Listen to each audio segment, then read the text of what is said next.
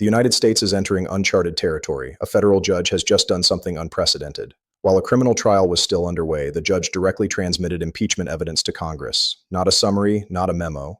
The evidence itself. This has never happened before. Not during Watergate. Not with Nixon. Not with Clinton. And tonight, Washington is reacting like it understands the weight of what just occurred. National Guard units are deploying. Security perimeters are rising. Lawmakers are being briefed behind closed doors. The system is moving at emergency speed. This isn't political theater or cable news drama. This is a constitutional system under extreme stress. Hours before the judicial referral, something extraordinary happened in court. Federal marshals physically removed Donald Trump's entire legal team for perjury. Not misconduct, not technical errors, perjury under oath. And the judge didn't pause the trial. He escalated. Delay is gone. Stalling is gone. The judicial clock is now running. Here's what happened. Trump's attorneys repeatedly denied the existence of key emails, 17 times under oath. The court had evidence proving otherwise, emails, metadata, financial records. When confronted, the defense didn't clarify or correct anything. Their lies crossed the line from advocacy into criminal conduct. Perjury is a felony. Federal marshals escorted the lawyers out in full view of cameras, the jury, and the public. This was procedural enforcement, not symbolism. But the judge didn't just remove them. He paused, assessed, and escalated. The court recognized that the perjury and obstruction may be tied directly to a sitting president. At that point, the courtroom transformed from a trial venue into the trigger point of a constitutional crisis. Judges avoid politics. They only escalate when the system itself is at risk, and that threshold was crossed. This moment isn't just about lawyers being removed. It's about the judiciary stepping in, where normal separation of powers can no longer absorb misconduct. The judge's next move changed everything. He issued a formal order. Obstruction of justice and perjury constituted impeachable offenses, not hypothetically, in direct connection to the trial. And then came the shocking line. Congress was formally handed the evidence. Not a memo, not a summary. Every transcript, every email, every recording, every piece of physical evidence was transmitted directly to the House Judiciary Committee. This has never happened before. During Watergate, courts waited. During Clinton, Congress debated. Now, the judiciary itself forced the timeline.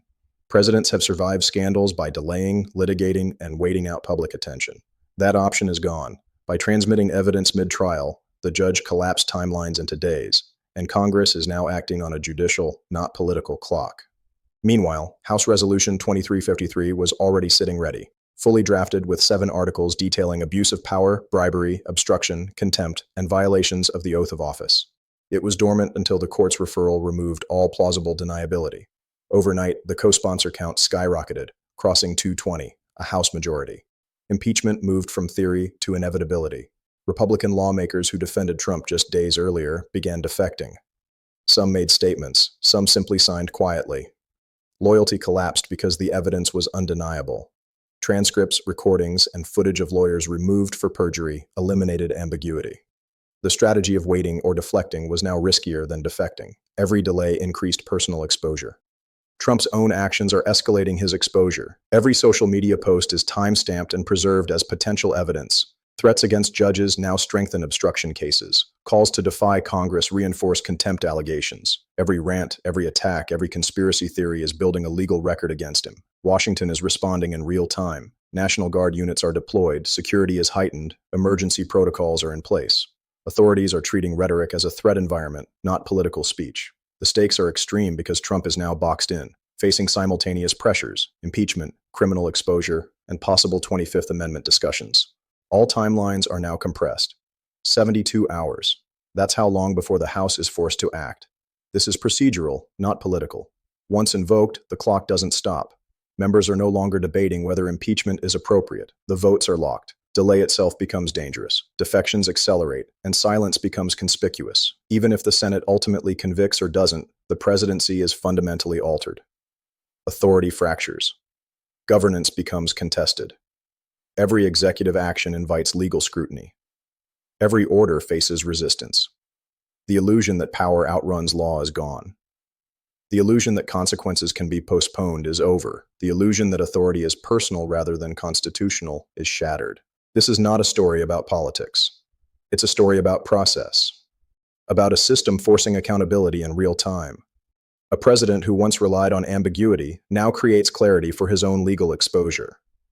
Every move he makes accelerates consequences. Every day, the institutions tighten. The rule of law, not politics, is in control. What happens next will reshape American power. Not just one presidency, but the weight of constitutional authority itself. And this is happening live as the system responds, hour by hour, to evidence, process, and time.